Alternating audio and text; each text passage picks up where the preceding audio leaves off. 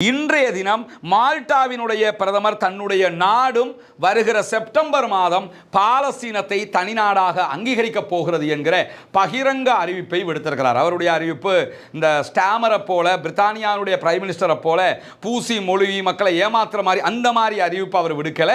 மீண்டும் இஸ்ரேல் எங்களை தாக்கினால் அல்லது அமெரிக்கா எங்களை தாக்கினால் உச்சகட்ட பதிலடியை நாங்கள் இஸ்ரேலுக்கும் அமெரிக்காவுக்கும் வழங்குவோம் என்று நேற்றைய தினம் ஐரோப்பிய யூனியன் அதிகாரிகளோடு நடைபெற்ற பேச்சுவார்த்தையின் பின்னால் ஊடகங்களுக்கு பேசியிருக்கிறார் ஈரானுடைய வெளிவிவகார அமைச்சர், ஈரானுடைய ஃபாரின் மினிஸ்டர் அப்பாஸ் அராக்சி.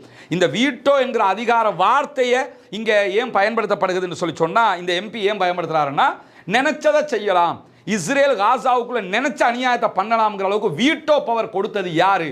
அப்படி யாருக்காவது கொடுக்க முடியுமா? இந்த அநியாயத்துக்கு ஏன் துணை போறீங்க அப்படின்னு சொல்லிட்டு சைனா மற்ற நாடுகளோடு ஒப்பிடும்போது அமெரிக்கா ரஷ்யாவுக்கு ஈக்குவலாக இருக்கக்கூடிய ஒரு நாடு, அவர்களும் இன்றைக்கு இப்படியான ஒரு அறிவிப்பை விடுத்திருக்கக்கூடிய சந்தர்ப்பத்தில் தான் இன்றைய தினம் மேற்கு கரை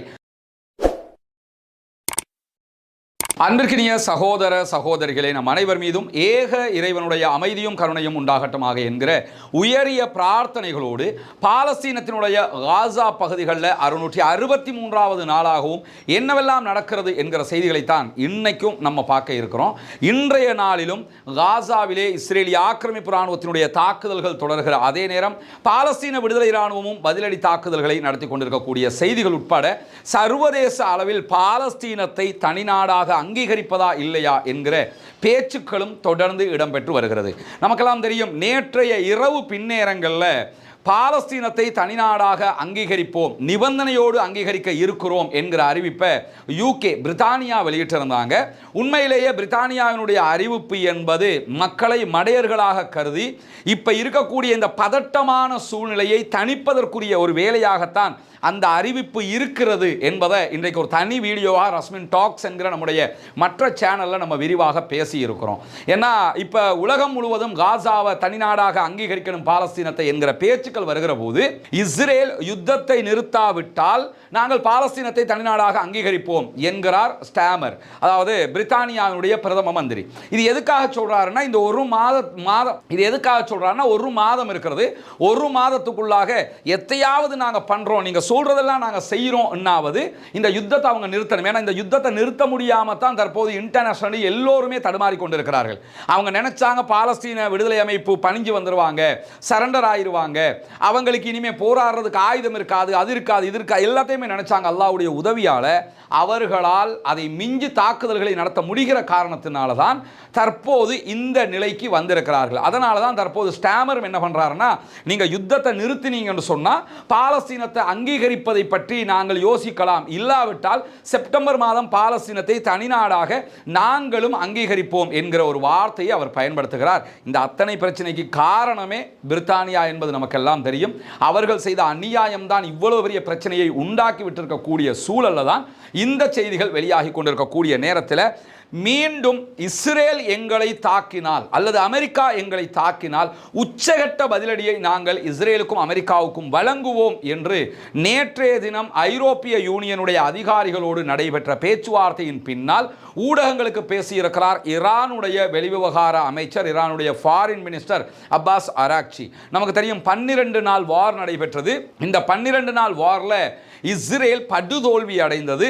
இஸ்ரேலுக்கு எதிராக ஈரான் இவ்வளவு தத்ரூபமான தாக்குதல்களை நடத்துவார்கள் என்று யாருமே எதிர்பார்க்காத வகையில் இஸ்ரேலுடைய டெல் அவீவ் முழுவதையுமே தாக்கி அழித்து கொண்டிருந்தது ஈரான். 12 நாட்கள்ல அமெரிக்காவே தலையிட்டு கடைசியில் நிறுத்திக்கிடுவோம் என்கிற ஒரு முடிவுக்கு வந்தாங்க.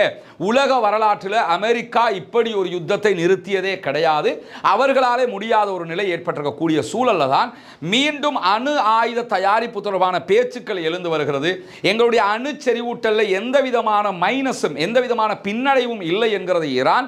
அதை அடிப்படையாக கொண்டு பேசுகிற நேரத்தில் தான் எங்கள் மீது மீண்டும் தாக்குதல் நடத்தினால் கண்டிப்பாக ஏற்கனவே நடத்திய தாக்குதல்களை விட உச்சகட்ட பதிலடி தாக்குதல்களை நாங்கள் வழங்குவோம் என்கிற எச்சரிக்கையும் அவர்கள் விடுத்திருக்கிற அதே நேரம் இன்றைக்கு இஸ்ரேலுடைய ஹரேட்ஸ் பத்திரிகை, ஹரேட்ஸ் ஊடகம் ஒரு முக்கியமான செய்தியை வெளியிட்டிருக்கிறது. அது என்ன செய்தின்னு கேட்டால், இப்போ நமக்கெல்லாம் தெரியும், காசாவுக்குள்ள இந்த உணவு கொடுக்கணும்னு பல பேரும் பேசுறதை நம்ம பார்த்து வர்றோம்.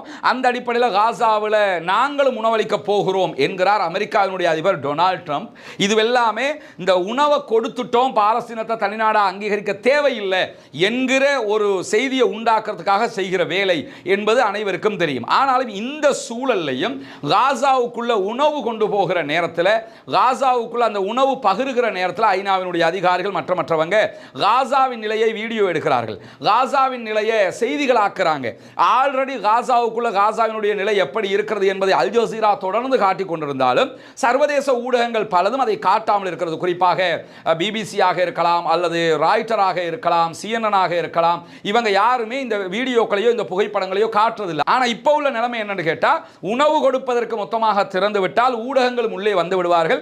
ஊடகங்கள் உள்ளே வந்தார்கள் என்றால் புகைப்படங்கள் எல்லாம் வெளியே வந்தது என்று சொன்னால் காசா எந்த நிலையில் இருக்குதுன்னு வெளிநாட்டில் இருக்கிற, குறிப்பாக யூரோப்பில் இருக்கிற வெஸ்ட் நாடுகள் இருக்கக்கூடிய மக்களுக்கு தெரிய வந்தால் அது இஸ்ரேலுக்கு இன்னும் பின்னடைவாக மாறும் என்கிற காரணத்தினால உடனடியாக இன்றைக்கு இஸ்ரேல் என்ன பண்றாங்கன்னு சொன்னா, உள்ளே ஊடகவியலாளர்கள் பத்திரிகையாளர்கள் காசாவுக்குள் வந்தால் அல்லது வீடியோ எடுக்கிற யாராவது காசாவுக்குள் வந்தார்கள் என்று சொன்னால் நாங்கள் காசா மக்களுக்கு உணவு கொடுக்க மாட்டோம் அப்படிங்கிறாங்க. இது என்னடா வம்பா போச்சு?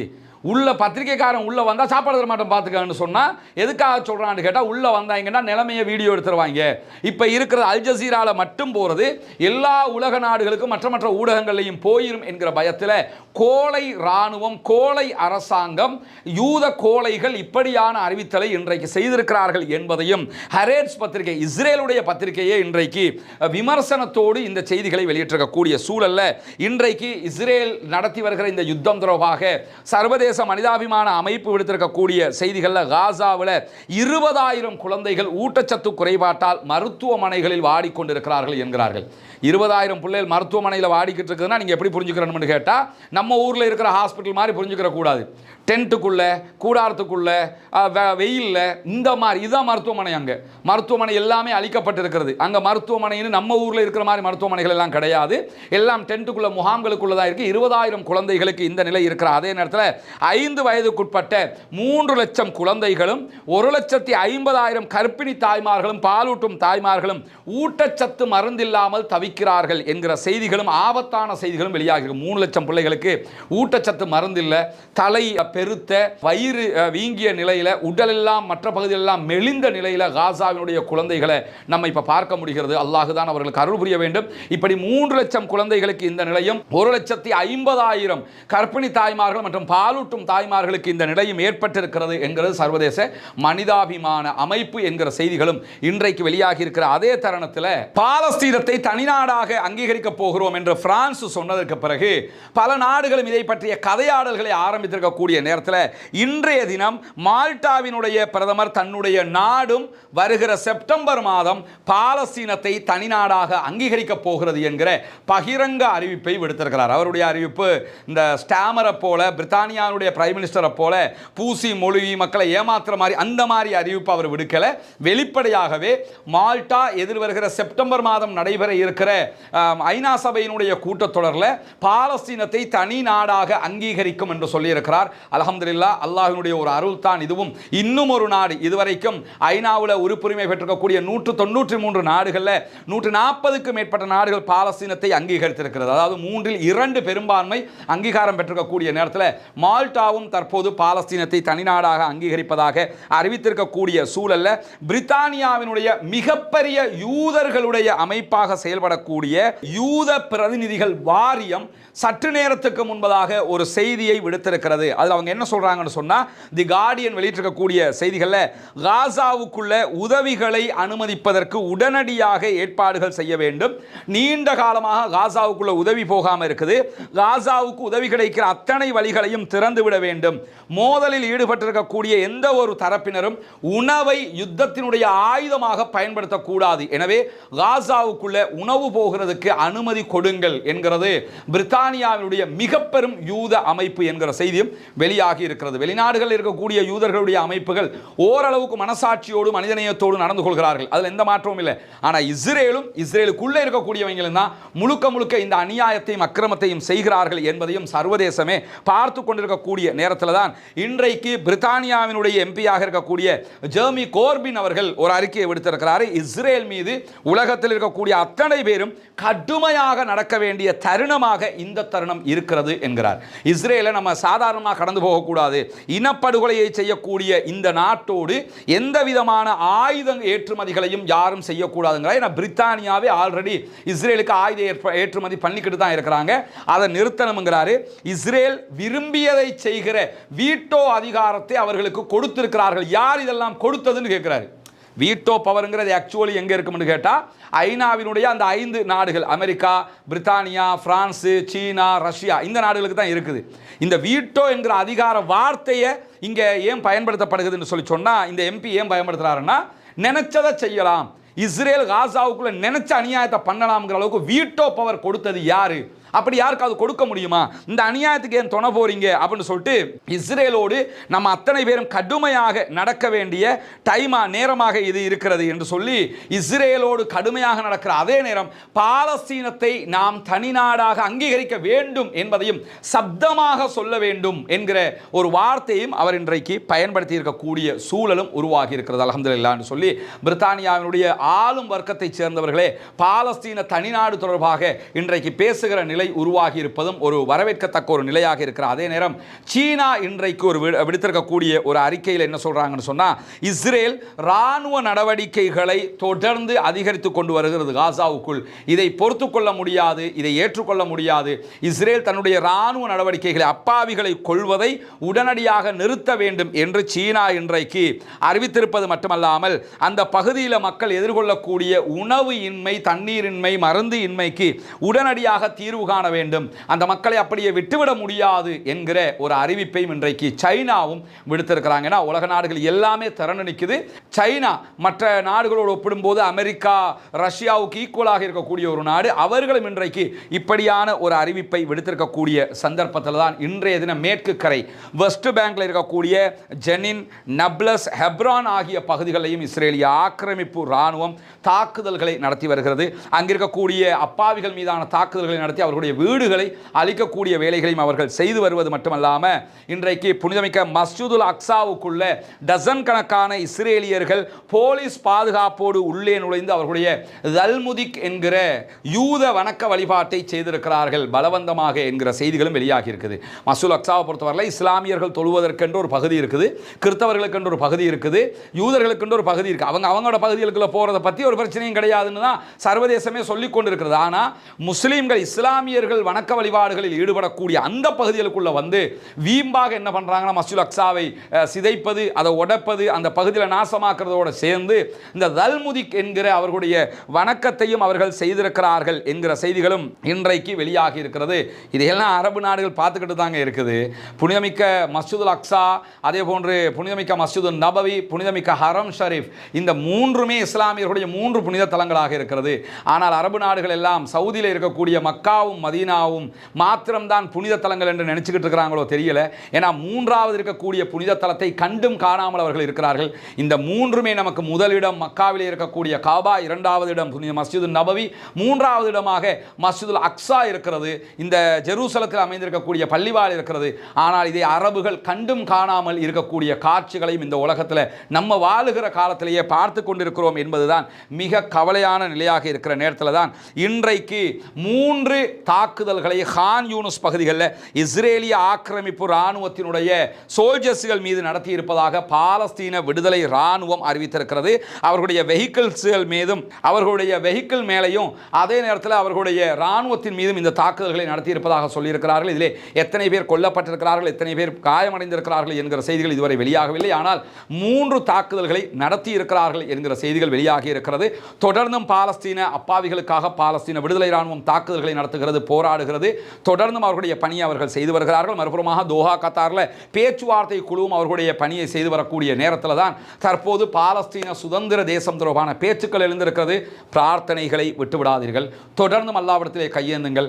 தொடர்ந்தும் அல்லாஹ்விடத்திலே பிரார்த்தனை செய்யுங்கள். பாலஸ்தீன அப்பாவிகளுக்காக கையேந்தி கொண்டே இருங்கள். அல்லாஹு தாலா அந்த மக்களுக்கு அருள் புரிய வேண்டும், அந்த மக்களுக்கு அருள் பாலிக்க வேண்டும் என்கிற பிரார்த்தனைகளோடு இஸ்ரேல் ஆக்கிரமிப்பு ராணுவத்திற்கு எதிராக குனூத்து நாசிலாவை ஓத மறந்து விடாதீர்கள் சகோதரர்களே, நண்பர்களே, தாய்மார்களே.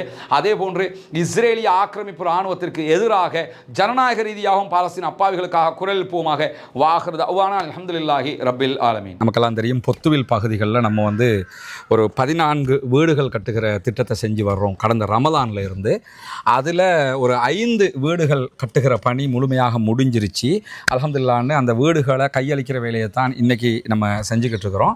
அதில் 2வது வீடு இது சகோதரர் ரியாஸுக்குரிய வீடு. ரியாஸை பற்றி ஒன்று சொல்லணும். என்னென்னு சொன்னால், அவர் ஒரு கடலுக்கு தொழிலுக்கு போகிறவர், இஸ்லாத்துக்கு வந்த சகோதரர். இதே நேரத்தில் நான் சொன்னால் ரியாஸ் தப்பாக எடுத்துக்கிறவாரோ தெரியல, இவர் இந்த வீட்டை கட்டணுங்கிற ஒரு நிர்பந்தத்தில் அவங்களோட மனைவி ஃபாரின் போயிருந்தாங்க. இப்போ இந்த வீடு கட்டி முடிஞ்சதோடு நாங்கள் வர்றோம், அவங்களோட மனைவி வந்துட்டாங்க வீட்டுக்கு. அப்போ கேட்கும்போது என்ன சொன்னாருண்டா, நான் இதுக்குத்தான் நினைப்பேன், அந்த வீடு நீங்கள் கட்டி தந்துட்டீங்க, எனவே நாங்கள் இனி சந்தோஷமாக இருப்போம். பரவாயில்ல தான் ரியாஸ் இதை சொன்னதுக்கு? பிரச்சனை சரியா? அதனால் உண்மையிலே எங்களுக்கு சந்தோஷம். அது அவங்களோட ஒய்ஃப் வெளிநாட்டுக்கு வேலைக்கு போயிருந்தாங்க, இப்போ அல்ஹம்துலில்லாஹ் வந்துட்டாங்க, பிள்ளைகளை பார்த்துக்கொண்டு இப்போ அல்ஹம்துலில்லாஹ் இருக்கிறாங்க. இப்போ ரியாஸ் எப்படி இருக்குது வீடு? பிரச்சனை வாங்க பார்ப்போம். இதுக்கு நாங்கள் விழா எல்லாம் நடத்தி ரியாஸ் இந்த இதெல்லாம் வைக்கல நாங்கள், ஏன்னா அதுக்கு ஒரு 2 லட்சம் 3 லட்சம் செலவழியும். எதுக்கு அதை நாங்கள் அடுத்த வீட்டுக்கு நாங்கள் போட்டோம். சரியா?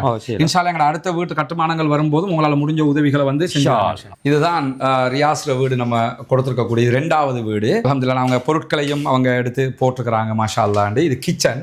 சொரவா கிச்சன் அவங்க எல்லாம் மாஷா அல்லாண்டு ரெடி பண்ணியிருக்கிறாங்க. ஓகே, உங்கள் எல்லோருடைய உதவியாலையும் மாஷா அல்லான்னு சொல்லி இந்த குடும்பமும் சந்தோஷமாக இருக்குது. ரியாஸ் உங்களுக்கு சந்தோஷமா? நல்ல சந்தோஷம் தானே? நிறைய சந்தோஷம். சரியா? உங்கள் வீடு உங்களை கையில் ஒப்படைச்சிட்டோமே. மாஷா அல்லாஹ். சரியா? தந்தை இதுக்கு உதவி செஞ்ச எல்லாருக்கும் துவா செய்யுங்க. மாஷா அல்லாஹ். ஏண்டா இதெல்லாம் சிறுக நம்ம சேமித்தது, ஒன்றும் ஏண்ட காசு இல்லை. ஒவ்வொரு நாளும் வீடியோ காசாவில் நடக்கிற அநியாயங்களை நம்ம பேசுகிற போது இந்த அநியாயங்களோடு சேர்த்து தான் இங்கே இருக்கிற அவலங்களை நம்ம சொல்லியிருக்கிறோம். எனவே அந்த மக்கள், அதை பார்க்குற எல்லா மக்களும் உள்நாட்டில் வெளிநாட்டில் எல்லோருமே நமக்கு உதவி செஞ்சுருக்கிறாங்க. 140 ரூபா, 200 ரூபா, 5000 ரூபா, 2000 ரூபா, 10,000 ரூபா, இப்படி சின்ன காசு. பிறகு ஒரு உண்டியலை கூட போன வாரம் ஒருத்தர் கொண்டாந்து தந்திருந்தார், ஒரு 9500 ரூபா சம்திங், அதுலேயும் இருந்தது. அப்போ இப்படியெல்லாம் சேர்த்து தான் இதெல்லாம் நாங்கள் முடிச்சிருக்கிறோம். எனவே மார்க்க கட்டமைப்போடு இருங்க, அல்லாஹுடைய கட்டளைகளை பின்பற்றுகிற அந்த காரியங்களோட சிறப்பாக இருக்கிற அதே நேரத்தில் அந்த மக்களுக்காகவும் தினந்தோறும் துவா செய்யுங்க. இன்ஷா அல்லாஹ் நிறைய இதுக்காக அந்த மக்கள் எல்லோருமே சிரமப்பட்டிருக்காங்க. இன்னும் ஒரு 9 வீடு கட்டணும் இன்ஷா அல்லாஹ். அல்லாஹ் அதுக்கும் அருள் புரியணும்னு சொல்லி துவா கேளுங்க. உங்கள் வீட்டை உங்கள்கிட்ட ஒப்படைச்சிட்டேன். சரிதானே? சரி, ரொம்ப சந்தோஷம். உங்களோட மனைவி திரும்ப வந்துட்டாங்கங்கிறதும் பெரிய சந்தோஷம் எங்களுக்கு. எங்களால் உங்களுக்கு அப்படி ஒரு உதவி நடந்திருக்கு இந்த மக்கள் அத்தனை பேராலையுங்கிறது பெரிய மகிழ்ச்சி தான் எங்களுக்கு. சரிதானே? ஏதாவது சொல்ல நினைக்கிறீங்களா மக்களுக்கு? நான் சொல்லிக் கொடுக்குறது, எனக்கு நிறைய கனவு இருந்தேன், அந்த கனவு எனக்கு நிறைவேற்றி, அதனால் ரொம்ப சந்தோஷப்படுறேன். நான் இப்படி ஒரு கனவு நான் நிறைய காலங்கள் நான் இப்படி நினச்சின்னு இருந்தேன். ஆனால் எனக்கு அமைஞ்சிட்டு என் பிள்ளைகள் இப்போ நிம்மதியாக படக்கக்கூடிய அளவுக்கு நிம்மதியாக ஒழுவாமல் சாமக்கியாமல் நிம்மதியாக படக்கக்கூடிய அளவுக்கு இப்போ எனக்கு நிம்மதியாக அந்த அளவுக்கு நான் நன்றி சொல்லி. அல்லாஹ் போதுமானவன். அல்லாஹ் அவங்களோட எண்ணங்களை பேசாக்குவான் இன்ஷா அல்லாஹ். உங்களுக்கும் இது திருப்தியாக இருக்குதுங்கிறது எங்களுக்கு பெரிய திருப்தியாக இருக்குது ரியாஸ். சரியா? நல்ல திருப்தி. ரொம்ப இந்த வீடு கட்டுகிற நேரத்தில் நம்மளோட ஃபௌமிக்கு ரொம்ப ஹெல்ப்பாக இருந்தார். ஃபௌமி வாங்க, எல்லாரையும் பேசக்கல, உங்களை பேச முடியலுமா? வாங்க. இந்த 5 வீடுகளையும் இதுவரைக்கும் அடுத்து மீது இன்னும் 9 வீடு இருக்குது. இந்த ப்ராஜெக்ட் எல்லாத்தையும் பண்ணுறது தளபதி தான் நமக்கு இங்கே. ரியாஸ் ரொம்ப ஒத்துழைப்பாக, இவர் கடல் வேலைக்கு போகிறவர், சூப்பர்வைசர் மாதிரி இருந்தார். வீட்டு வேலை நடக்கிற டைமில் ரியாஸ் கடலுக்கும் போக மாட்டார், இங்கே நின்று வீட்டு வேலை அவரும் ஒத்துழைப்பாக இருப்பார். மாஷா அல்லான்னு சொல்லி துவா செய்யுங்க எல்லாரும் இன்ஷா அல்லாஹ். சரிதானே ரியாஸ்? சந்தோஷம் தானே? சந்தோஷம். ஓகே. நாங்கள் போகிறோம் உங்களோட வீடு நாங்கள் வந்தால் எனக்கு அது வந்தால் ஒரு பிளேன்ட்டி ஒன்று தாங்க இன்ஷா அல்லாஹ். சரி சந்திப்போம் இன்ஷா அல்லாஹ். இதுதான் நம்ம அடுத்து கட்ட இருக்கிற இடம். 4 வீடுகள் கிட்டத்தட்ட இவரில் கட்ட முடியும். இந்த வேலைகளும் நீங்கள் தருகிற உதவிகளை கொண்டு தான் நம்ம செய்ய இருக்கிறோம்ங்கிறதுனால நீங்கள் தான் இதற்கும் உதவ வேண்டும். அல்லாஹ் உங்களுக்கு அருள் புரிய வேண்டும். உங்கள்கிட்ட தான் நம்ம இதை கேட்க முடியும். காசாவில் நடக்கக்கூடிய அநியாயங்கள் தொடர்பான வீடியோக்களை பார்க்கக்கூடிய சகோதரர்கள் நீங்கள் தான் இதுக்காக அள்ளி அள்ளி தர்றீங்க.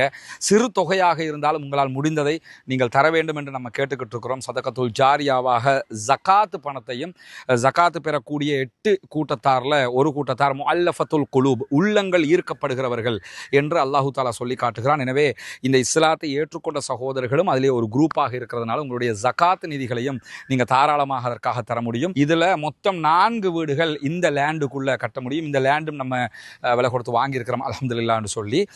ஏற்கனவே கட்டப்பட்ட ஒவ்வொரு வீடுகளும் 25 லட்சங்கள் சுமார் ஒவ்வொரு வீட்டுக்கு நம்ம செலவழிச்சிருக்கிறோம். முழுமையாக கம்ப்ளீட்டடாக ஒவ்வொரு வீட்டையும் நம்ம செஞ்சு கொடுத்துருக்கிறோம். அதே மாதிரி தான் இந்த இடத்துல 4 வீடுகள் கட்ட வேண்டி இருக்கிறது. எனவே இந்த வீட்டுக்கான உதவி ஒத்தாசைகளையும் வாரி வழங்குமாறு அன்பாக கேட்டுக்கொள்கிறோம். உங்களிடத்தில் மட்டும்தான் நாங்கள் கேட்டு வர முடியும். எனவே இந்த வீடியோக்களை பார்க்கிற சகோதரர்கள் இதற்கான உதவிகளை வாரி வழங்குங்கள். முன்னால் தெரிகிற நம்முடைய வங்கி கணக்கிலக்கத்திற்கு நீங்கள் உங்களால் முடிந்த உதவித்தொகைகளை அனுப்பித்தர முடியும். அதே நேரத்தில் வெளிநாடுகளிலிருந்து பணம் அனுப்ப முடியாது இந்த அக்கௌண்ட்டுக்கு என்று சொல்லக்கூடியவங்க முன்னால் தெரிகிற என்னுடைய வாட்ஸ்அப் மற்றும் தொலைபேசி இலக்கத்தை தொடர்பு கொள்ளுங்கள்.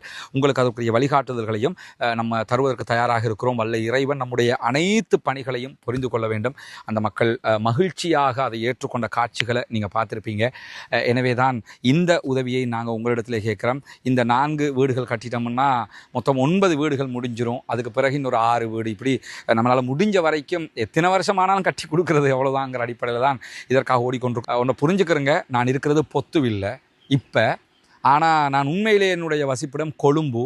இந்த பணிகளை மேற்பார்வையிடுவதற்காக மாதத்தில் குறைஞ்சது 3 தடவையாவது நான் பொத்துவிலுக்கு வந்து போய்கிட்டு இருக்கிறேன். இங்கே சகோதரர் ஃபௌமி பொறுப்பாக இருந்து செஞ்சுக்கிட்டு இருக்கிறாரு. கிட்டத்தட்ட கொழும்புல இருந்து வர்றதுக்கு 7 மணி நேரம் பிடிக்கும், திரும்ப போகிறதுக்கு 7 மணி நேரம் பிடிக்கும். இந்த நேரங்களையும் செலவு செய்து தான் நான் இதுக்காக வர்றேன். ஏன்னா நீங்கள் தருகிற பணம் சரியாக போய் சேரணுங்கிறதுக்காக வல்ல ரஹ்மான் நம்முடைய பணிகளை ஏற்றுக்கொள்வானாக. அல்லாஹ்விடத்தில் நிறைய பிரார்த்தனை செய்யுங்கள். எனக்காகவும் பிரார்த்தனை செய்யுங்கள். பாலஸ்தீனம் வெற்றி பெற வேண்டும் என்றும் பிரார்த்தனை செய்யுங்கள். அஸ்ஸலாமு அலைக்கும் வரஹ்மத்துல்லாஹி வபரகாத்துஹு.